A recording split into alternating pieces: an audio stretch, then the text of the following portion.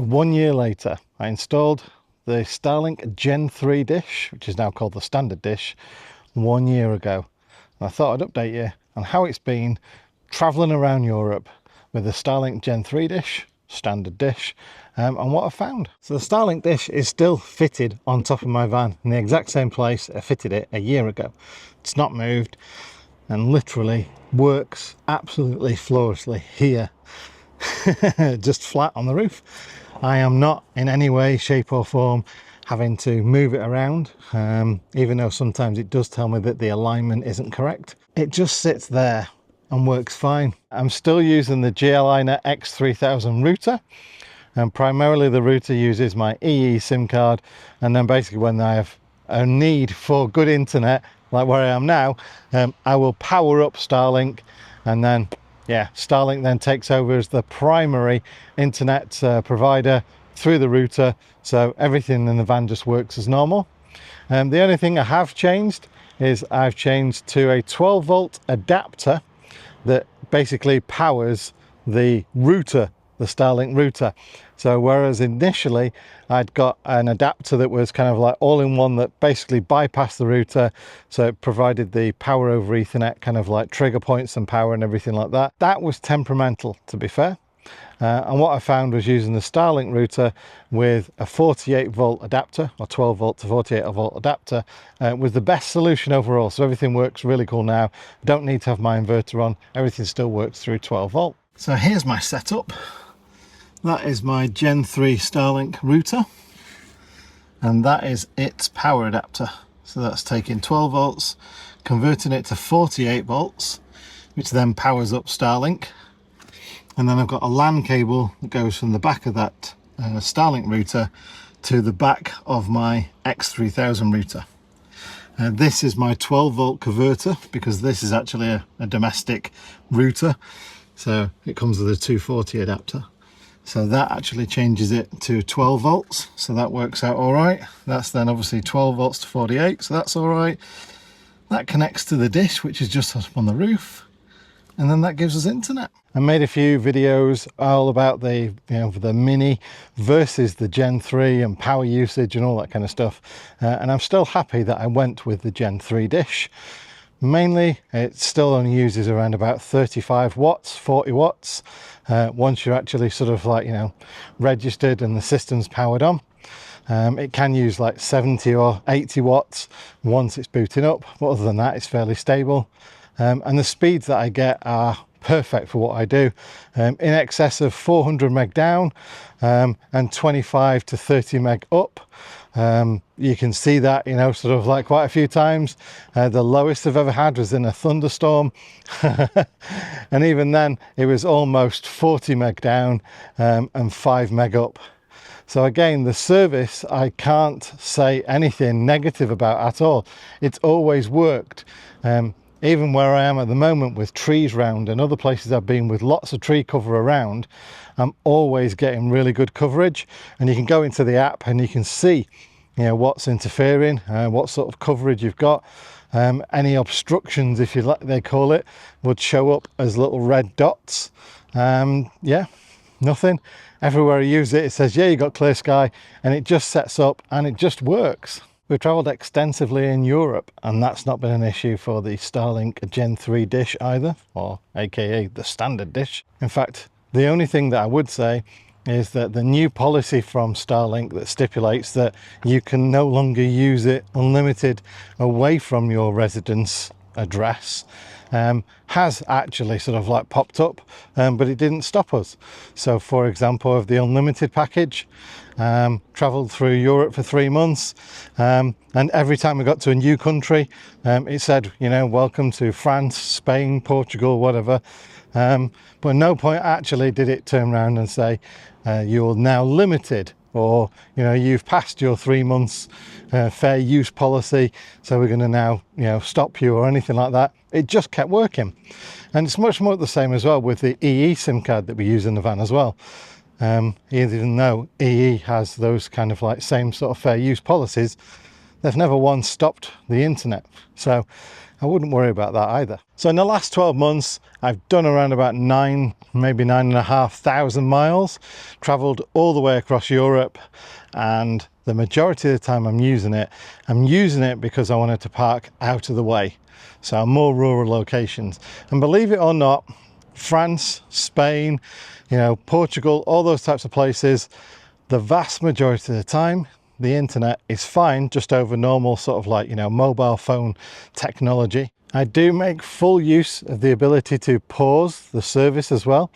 And sometimes I will, as it's, a few days away from the renewal date, which for me is about the 5th of the month. So say like, if I know I'm not going to need it by the 3rd of the month, I will drop it down to the package, which gives me 10 gig. And I think it cost me £8 a month or something like that, thereabouts anyway. So I'll drop it down to the 10 gig, £8 a month service. I'll then wait a day, 24 hours, for it to recognize that's happened. And then just before the billing period starts the next day, I will pause the service. And the reason why I do that, I found it to be a little bit more cost effective. So if I pause it on the sort of low tariff, the £8 a month tariff, and then in a couple of months time I'll go, right, well I need it again now, so I resume the service, and then basically it charges me £8 a month and then carries on. Or if I forget to pause the service and it just takes £8 a month, if I get to the point of thinking, right, okay, well, I get the warning message off the app that says you're using a lot of data. 10 gig would normally last about 2 days of the kind of work I do. So if I need it for a little bit more than that, then I will just upgrade the package either to the 50 gig package or the unlimited package. And then you're only charged proportionately to how many days are left in the billing cycle. So for example, in this month's cycle, I've just paid unlimited, £97 a month. But the previous month, I used basically 2 weeks of the £8 package, and then I upgraded it and it charged me £23. So you do the maths on that one. Because for me, well, that's, £31 for unlimited, because I'd done half the month on the £8. So it then went, okay, we've only got half a month left now, so we'll just charge you pro rata, like, sort of like proportion to how many days are left, blah, blah, blah. And I'm like, all right, okay, then expecting it to be 50 quid, and it wasn't. And I've done that quite a few times as well. So yeah, just a little bit of a thought on that one. Always pause it on the lowest tariff, then reactivate it when you need it. And then if that isn't enough, just upgrade to the next one, and it'll charge you proportionately to the next billing cycle that you're due. And 99% of the time, it's not kind of, half of what you're expecting to pay. It's a lot less than that. So it's quite useful doing it that way too. But I've found most of the time I'm using Starlink is actually in the UK, and it's between sort of like England and Wales predominantly. The most of the time I need Starlink to carry on working. So places that I park up, this for instance has got an old disused railway line that's now a cycle track. So I park up, go out on my bike, and it's on the edge of an urban sprawl, I guess. Lots of houses around, little villages. So they're going to have internet like 4G, possibly 5G, but it's not the best. And as soon as you come away from it and park here, then it's absolutely dire. So yeah, Starlink is actually more useful in the UK than anywhere else. Therefore, you might think to yourselves, well, Starlink isn't something that you really need abroad, so, why do you take it with you? Well, even visiting some of the remote places we've been to, like up at the top of mountains, or visiting, areas which are in themselves purposely, just nothing, deserts, vast areas of wilderness. The ability to have Starlink with you for emergency services is something else to consider as well. And just looking in my Starlink app now, where I can actually see my data usage, I can only go back to January, February, 25 gig again, because we were in Europe, and really we didn't actually use that much Starlink because, well, the data that's around through mobile phone technology towers, and that was really good. February to March, 6.4 gig. And it carries on. It's like, you know, March to April, 28 gig. And then, you know, April to May, 21 gig. And then we start getting back to the UK, 37 gig, May to June. And we've been spending a lot of time in Wales over the last probably 3 or 4 weeks. So June to July, 162 gig. So you can see from that there's a good degree of sort of, yeah, poor coverage in the UK, sort of England and Wales, way more than you get poor coverage in Europe. In fact, most of the time in Europe, you know, your phone will allow you to connect between all the networks that are around to make sure that you've got a chance of getting a good signal. Whereas in the UK, you're locked to your network. And I know there are SIM cards out there that do say that they'll allow you to get, you know, internet from all the UK phone providers. But if you read their terms and conditions, they're locked down. So you can only use like WhatsApp and Facebook or Instagram. You know, you can't use absolutely everything. They filter it, and it's fair use and all that kind of stuff as well. So it's not actually any good whatsoever. And I've not found one yet that actually works, where you can actually use it exactly like you use your own service provider. So yeah, I'm quite happy that I've got EE as my primary connection and Starlink as my secondary connection. And yeah, as you can see from those numbers, there's certainly a good argument to say that Starlink on the van is more than useful. And just to go over some questions that you guys have sent in from the last couple of videos that I did on Starlink, I thought I'd cover that at the end of this video as well. So here goes. Is there a setup fee on Starlink? No, there is no setup fee. The only thing that you do need is an active internet connection when you first set up Starlink on your phone, or when, if you have paused your subscription, that you try to reactivate your subscription. And that is, so I found anyway, is the way that the service provider, when it goes through the card payment system, basically wants to secure your connection.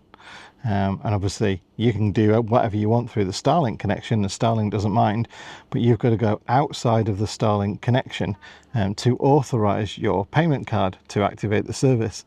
And that unfortunately can't be done through the Starlink system. That's got to be done through basically open internet. So that's just something to bear in mind. Another question is, if I have a Starlink Mini that I take away in my camper van and a normal Starlink at home, can I switch between the services? Yes, you can, but every Starlink dish needs its own subscription. So you can't stop, you know, sort of like just say, right, oh, I want to, you know, transfer it over to the Mini from the home connection, or from, you know, from the sort of home connection to the Mini if you're going away or whatever. You can't do that. Every Starlink dish has a subscription. So you can pause and activate and pause and activate as many times as you want. And over the year, I've probably done that maybe 5 or 6 times. So yeah, you can do that as much as you want, but you can't transfer the subscription between dishes. So it's not your subscription, it's the Starlink dish subscription. Another thing that I've noted as well is, if you are parked alone in the middle of nowhere, your internet will be brilliant on Starlink. If more than a couple of other people come and join you within sort of, you know, 100 feet of you and switch their Starlink on and start doing the same sort of like thing of uploading videos or sort of heavy internet use, it will bring everyone's connection down, such that because you're probably all connecting to the same satellite, and therefore you're just, you know, sort of drawing on the same bandwidth, if you like, from the same satellite, having to share it. So yeah, just something to bear in mind. And I've had a couple of questions as well about my setup, specifically using the GL iNet X3000 router to basically give me Starlink access without really doing much. And that is that the iNet routers, the LAN ports can be set as WAN ports as well in the actual router setup. And as soon as you set either LAN 1 or LAN 2 as a WAN port, and then the router sees Starlink on the end of that, then it will route through the Starlink router because it knows it's a WAN connection, and it's that easy. Right, well that's it for my year update of using Starlink Gen 3, aka now it's called the standard dish. Don't know if they call it a dishy anymore. It's just a flat thing, isn't it now? But yeah, hope you enjoyed this video. Hope I've answered some of your questions, and if you do have any more questions, please do ask them in the comments section down below. And until the next time, I'll see you guys later. Bye.